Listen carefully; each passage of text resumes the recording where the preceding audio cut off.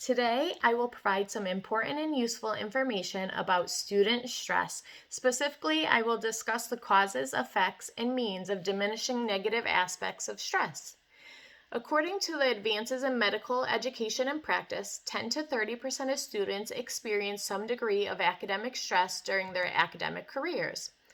If you've ever felt moody, irritable, nervous, or depressed, it could be a result of stress.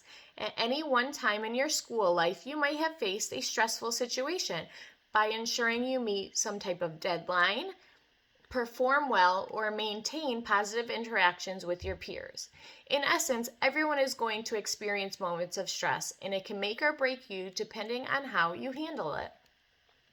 According to the Student Stress Survey, based on the Student Stress Scale and the Taylor Manifest Anxiety Scale, interpersonal sources of stress were determined to be the most common sources, which include change in sleeping habits, vacations, change in eating habits, other responsibilities, increased classwork load, and financial difficulties.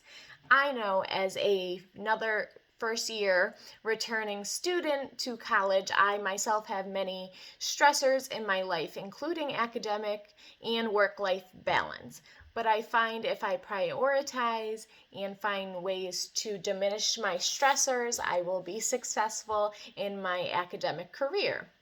On that note, there are 3 specific ways stress can impact the attitude and ability to persevere through their educational pursuits. First, it can make the student so physically tired they would find it hard to actively follow and be attentive during lessons. This is because high stress levels lead to poor sleep quality. The student would not be able to grasp the concepts taught during lessons if they are only half awake. Stress may also make a student resistant to abiding by school rules and regulations. The student would likely find themselves at odds with the school authorities as a result of breaking laid down rules. The situation could even be worse, and you could see the loss of respect for their lecturers and or their professors. The third way would be a culmination of the two already discussed, and that would be the worsening of the student's grades. It would not be easy for the student to maintain their good grades if they do not concentrate in class and the respect is not set forth for their instructor and or professor. Undoubtedly, students are the most common victims of stress. Therefore, managing stress is critical in the life of a student. You can manage stress by identifying the triggers and avoiding them. Some of the most common triggers are social ones, including balancing between academic and social life, adjusting to a new environment, and living without family members.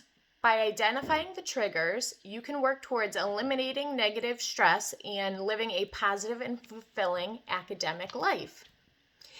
After identifying the most common triggers of stress in your life, you should learn the different ways of managing stress. You can manage stress by ignoring stress signals such as anxiety, fatigue, and hostility.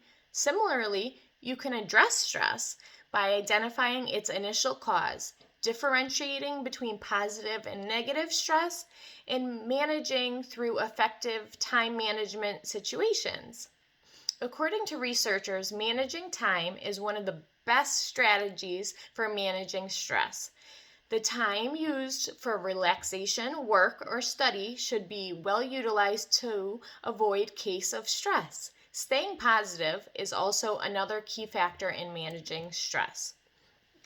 If you keep on looking for the negative in every situation, you will most likely end up stressed. Instead, as a student, you should always have the half full glass mentality and remain optimistic even when times are hard. We all face hard times, and it's much easier to look at the glass as half empty instead of half full. For instance, rather than feeling upset over poor grades, you can maintain a positive attitude and decide to identify ways in which you can improve. Other approaches you can use in managing stress includes organizing your academic life, avoiding procrastination, and focusing on the things about which you have a passion for. In conclusion, it is essential to understand instances that lead to stress. Understanding the causes of stress goes such a long way in managing it. While recognizing the causes, it is important to identify positive and negative stresses of life, since all stress is not bad.